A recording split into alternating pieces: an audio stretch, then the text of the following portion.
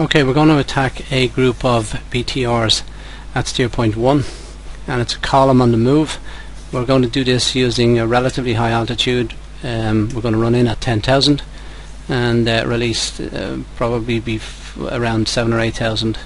Minimum altitude is going to be 4, and we're going to just use our standard Mark 82's in multiple release configurations.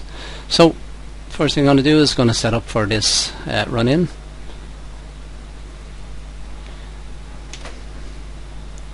Choosing our distance page, our profile, and let's select our Mark 82's as a current profile, and let's edit that profile. So we're going to change the single to ripple singles, and we choose 6 of those. I'm going to change to 100 feet spacing between them.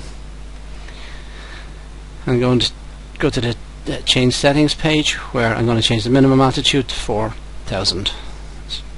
We shouldn't need anywhere near this, but I'm going to put it in at that anyway.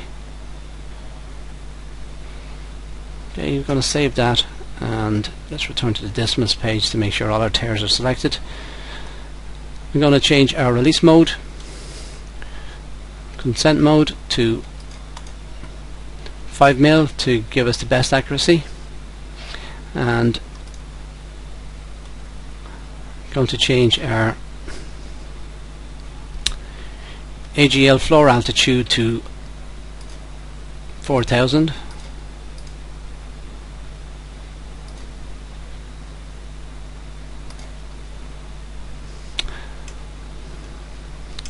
and I'm going to start warning, autopilot running in towards the target area.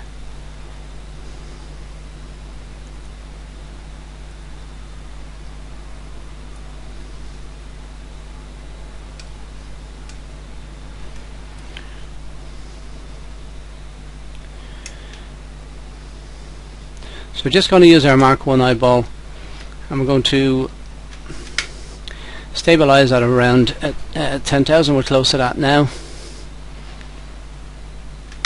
Yeah, we're dropped down quite a bit in speed, so we need to be coming back up to around 200. So I'm going to fly straight and level for the moment, and I'm going to switch off that buzzing noise which irritates me.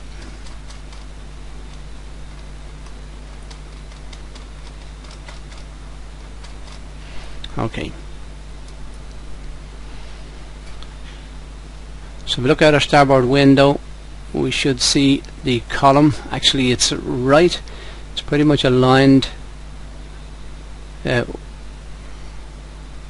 much looking down the line of the column from here, and that's actually where we want to be when we're releasing our weapons, so that the bombs are released along the line of the column. However, in order to get yourself there from a high altitude is actually not that easy. So the way I do it is, rather than approaching on that line, because the front of the cockpit actually obscures your view, and you end up dipping the nose and dropping altitude in order to try and get it. What I do is I put the targets slightly off the nose and come in at an angle and turn on as if I was turning on to finals on an approach for a landing. Just going to dim the hood a little bit.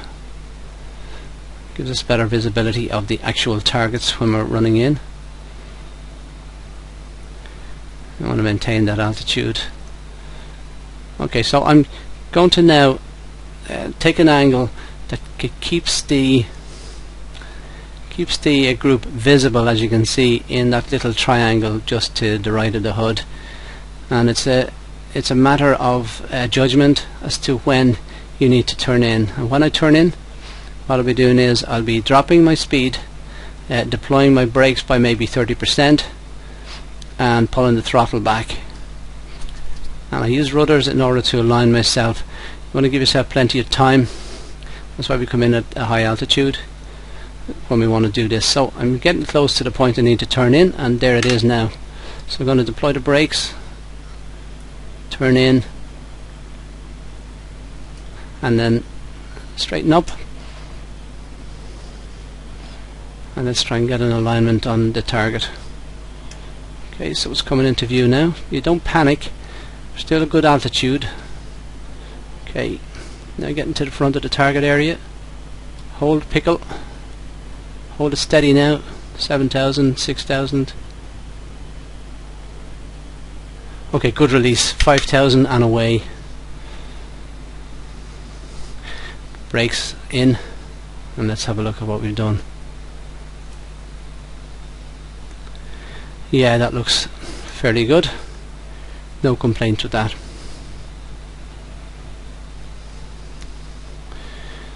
So it's not one of the easiest things to do, particularly when you don't have the ability to fly low, and it's a bit like a landing, because it's all about alignment.